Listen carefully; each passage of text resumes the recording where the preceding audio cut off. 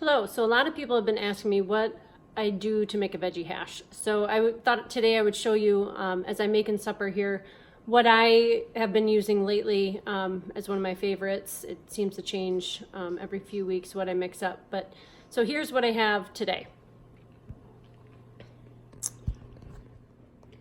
All right, so what I have is broccoli and cauliflower that I have already just chopped in big chunks and washed.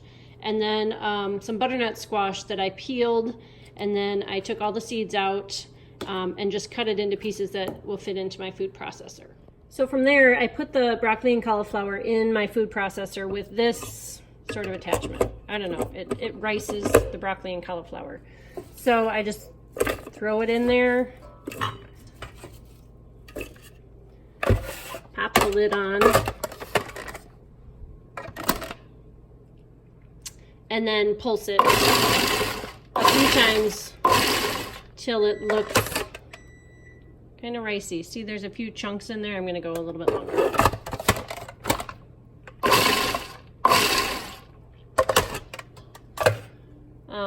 So about that size. That one big chunk I'll take out and add to the next batch. And I'm just going to keep going here until all of that broccoli and cauliflower is done. Okay, so I'm done with the broccoli and cauliflower, so I just have it in a big bowl here. One thing I failed to mention was that I only do it in small batches, otherwise you end up with some riced and some big chunks. So you have to do a little bit at a time.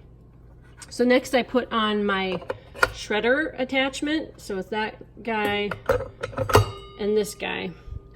And then I pop on the lid. And now I'm going to just shred the butternut squash. So pop it in there like that. Turn it on. Push it down. And then I'll show you what it looks like when it's shredded. Then it looks, I mean, kind of like prepackaged shredded cheese is what it really looks like.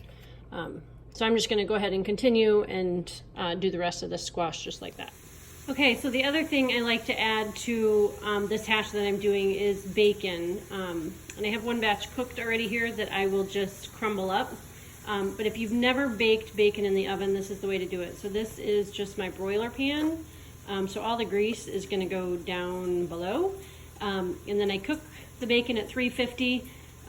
It just depends on the thickness of your bacon. It could be 15 minutes, it could be 30 minutes. I just kind of keep an eye on it, and I usually try to flip it over because we like it extra crispy around here. Okay, so now to actually saute the veggie hash. So I just have some onions cooking. I had already chopped the onions yesterday for a different salad, so I just threw those in the skillet. And then I have the broccoli, cauliflower, and squash already blended together. So then I just toss it all together in the skillet. I kind of fill it up, and then I have another one going too because it actually makes a lot. So I'm going to do 2 pans because I am a huge fan of leftovers, and I will just eat off of this all week for breakfast, lunch, dinner, whatever I got going that week. But it's going to be a busy week. Tim's on travel, so then I just don't have to worry about cooking too much. So I will give you a finished shot when this is all done cooking. All right, so this is the finished product. It is, a little bit browned, still a little crunchy. I don't like it to get soggy. So that's that. And then to finish it up, I throw some bacon in there. And this time I'm going to add some fresh cilantro.